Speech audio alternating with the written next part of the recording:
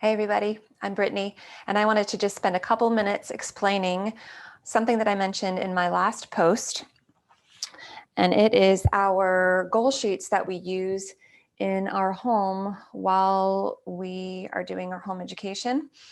They look something like this when they're filled out, and we'll take a closer look in a second. But first, I just wanted to explain a couple of reasons why we choose to use these goal sheets as opposed to just maybe ticking through some curriculum or filling out a homework in a diary, or kind of what you would think of like a typical kind of schooly assignment notebook. It's not rocket science. It's very simple, but it's something that's been very, very helpful for us, particularly this past year in lockdown. So hopefully this is helpful to you. Reasons why we use these. The first one is just simply motivation. Our kids, we have found, are simply more motivated to learn when they have some say in what they're learning, when they're learning it, like what days they're learning different things, and then how they get to demonstrate their learning to us at the end of the week. The second thing that I've noticed about using these sheets is that our kids are learning a lot about themselves, what they're interested in, what they want to learn about, as well as how they learn. So they've been discovering things, and I have as well, about them, about what they need for their learning to be successful in their learning. So, they may need more time to do a certain task than maybe their sibling would. And that's fine because they're learning that about themselves. They may need to listen to an audiobook while they're reading the actual book, and that's cool too. So they're just learning a lot about who they are, and I get to kind of walk them through that self-knowledge and self-discovery as well, which is really fun. The third thing is responsibility. We love the fact that our kids have become owners of their learning. They have become responsible for proving or demonstrating their own learning at the end of every week.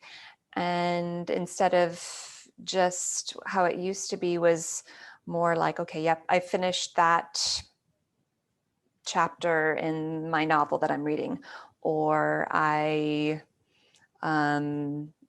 finished that worksheet in math. But maybe they haven't really thought through whatever it is that they're studying. They haven't thought through it well enough to be able to explain what they actually learned. So it causes them to take on that responsibility of their learning, and it takes it off of the parent, which is also great. And the last benefit, well, at least that I'm going to share, is that of flexibility.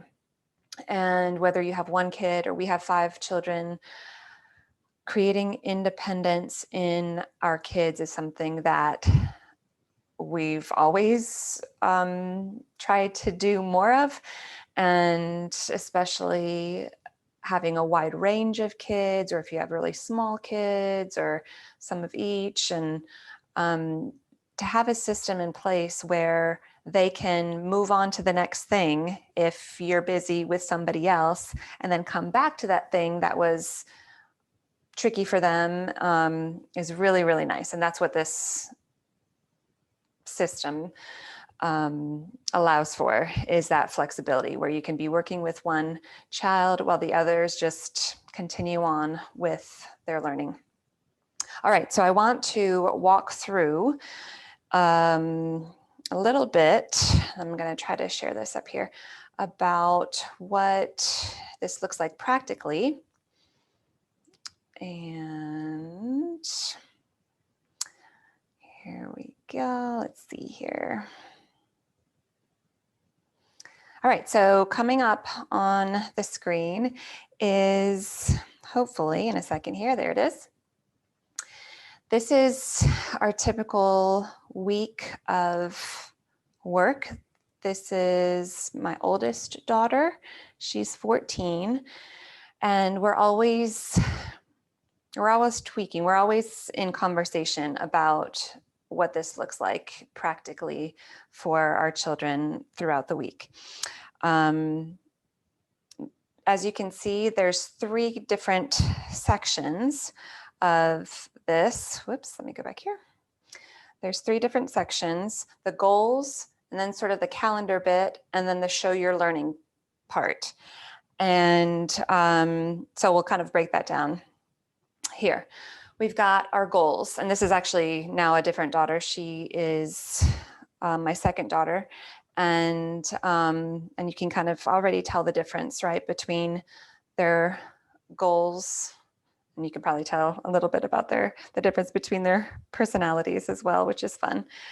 The goals, basically when our kids are making their goals, what I want them to really try to do is to be as specific as possible. So I almost changed it because I wanted it. Anyways, if you look at the very bottom of this one, it says Johanna chose workout as a goal. And so one of the things we talked about was the fact that workout that's not really a goal, right? It's just a very kind of general thing that you could do. So a better goal might be run for 20 minutes a day. That's very specific and very attainable. And so she would have more success in attaining that goal, as opposed to just workout is very vague. I know that I need that for myself as well. When I just say that I'm going to work out this week, that usually doesn't happen if I haven't set a specific time and a specific goal for what that looks like. So if we look here, complete 1 painting, watch masterclass, and do project on what I learned. The Red Pencil, which is the novel that she's reading right now, 30 minutes a day. Chapter 20 test and chapter 21 test for math. Okay, so whatever it is, they get to choose it, and it needs to be as specific as possible in order for them to ensure to have success. As far as what it is, this is going to be up to you and sort of your philosophy of learning. We together, my children and I, have discussed different things that we feel like is essential for learning, and this is part of a bigger conversation. But so some of the things like reading and writing and math, they usually all have as their goals. But what that looks like practically, they have a lot of freedom within their reading and their writing as to what they're reading, what they're writing, and even with their math, they're going to have more freedom as to how many days they're doing it, how long, what the breadth, I guess, of what they're studying. So again, part of this is giving our kids as much freedom as possible to choose their own learning.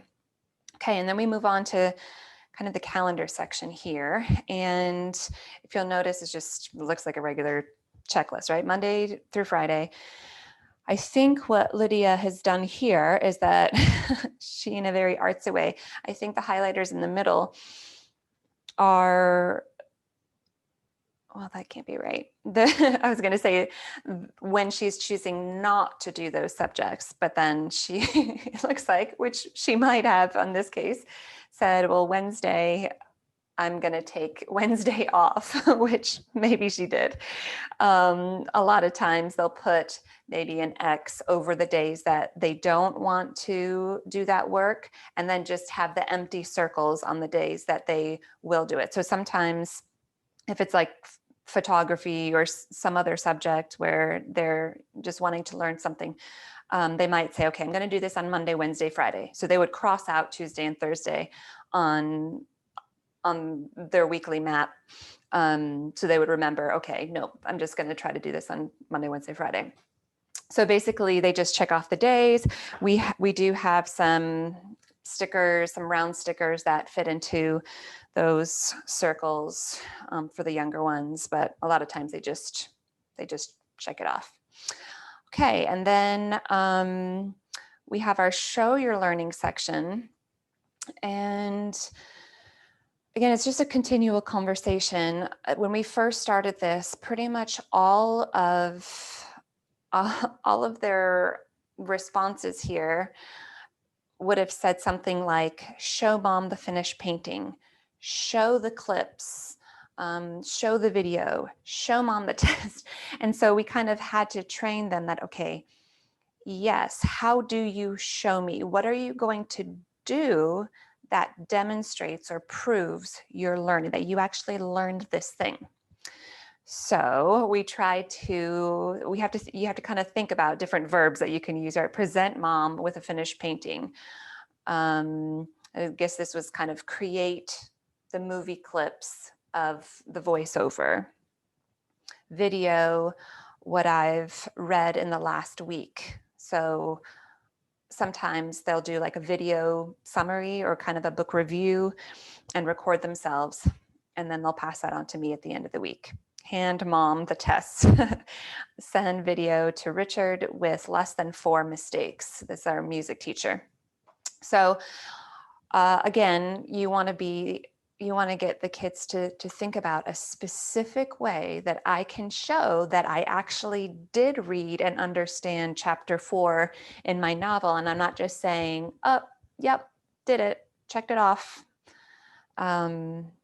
Because that's the way that it used to happen at our house. And then I just really felt like days and weeks would go by and I would check in to make sure that, ask some simple questions about whatever they're reading or doing in math, and would realize, okay, they're doing this work, they're ticking the boxes, but they're not really understanding, and they're just not really having any fun doing it either.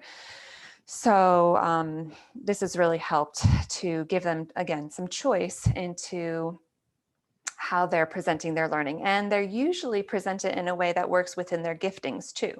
If you have a kid that loves to write, a lot of this may be showing their learning in written form. If it's somebody who's more into art, then they might do some more drawings or paintings or incorporate videos and things like that. If you have somebody who's just a kid who just really does like to take tests, and they might just take a bunch of quizzes and tests and be super happy with that. So it's just, again, about giving them choice in that. All right, I think that is it for the practical side of things. So if you do have any questions, please feel free to reach out to me on my blog. If you have not downloaded your copies of these sheets, they are free for subscribers to the blog. So make sure that you head over there now. Feel free to share this information with others. I have been getting a lot of questions recently about, how do you structure your week? Like, how do you decide when the kids learn what? Can you have a 4-day work week? These kind of questions. And so this schedule, these sheets allow us to do all of that and have the flexibility to make our learning a lot more manageable and a lot more fun and motivating for our kids. So we'll see you around. Bye.